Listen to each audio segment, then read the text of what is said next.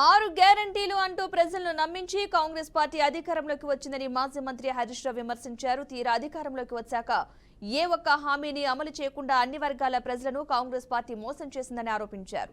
6 నెలలైన job calendar Congress ప్రభుత్వం ప్రకటించలేదని మండిపడ్డారు.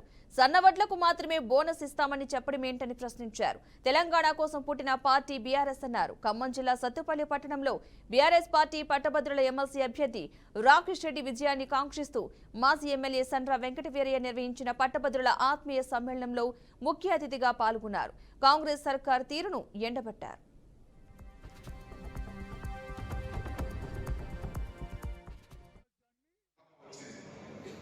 గెలుపు ఖచ్చితంగా బీఆర్ఎస్ పార్టీది, రాకేష్ రెడ్డి. ఈ సీటు మన సీట్. మొదటి నుంచి గులాబీ జెండా పుట్టినప్పటి నుంచి ఈ సీటు బీఆర్ఎస్ పార్టీ గెలిచింది. కాంగ్రెస్ పార్టీ దాని నిజ స్వరూపం బయటపడ్డది. 6 నెలల్లోనే కాంగ్రెస్ పార్టీ దాని మోసాలన్నీ కూడా బయటపడలేదు. అందరినీ మోసం చేసింది. మహిళలకు మోసం, నిరుద్యోగులకు మోసం, విద్యార్థులకు మోసం, ఉద్యోగులు ఉపాధ్యాయులకు మోసం చేసింది. ఒక్క హామీ అయినా నిలబెట్టిందా మీరు ఆలోచించండి.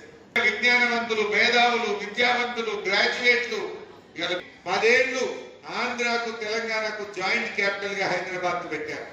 మళ్ళీ ఇప్పుడు స్టార్ట్ చేసిండ్రు. ఇంకా 10 ఏళ్లు పెంచాలనా? మన హైదరాబాద్ మనకు దక్కాలంటే, హైదరాబాద్ మీద పూర్తి హక్కులు మనకు రావాలంటే ప్రశ్నించే గొంతు రాకేష్ ని గెలిపియండి. పెంచకుండా మేము కొట్లాడతాం. ఎందుకంటే పోయినసారి 7 మండలాలు ఇచ్చింది వీళ్ళే. ఇప్పుడు మళ్ళా 10 ఏళ్ళు ఇచ్చేటువంటి కుట్రలు జరుగుతా ఉన్నాయి. అందువల్ల మనం ఆలోచించాలి, జాగ్రత్త పడాలి. మన హైదరాబాద్ మనకే దక్కాలి. హైదరాబాద్ జాయింట్ క్యాపిటల్ కాదు, ఇది తెలంగాణ క్యాపిటల్ అని చెప్పాలి.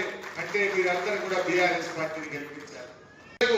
వాళ్ళకి రాజకీయం కానీ కేసీఆర్ది తెలంగాణతో పేగుబంధం, బీఆర్ఎస్ పార్టీని పేగుబంధం. పోరాటాలు చేసి చావు నోట్లో తల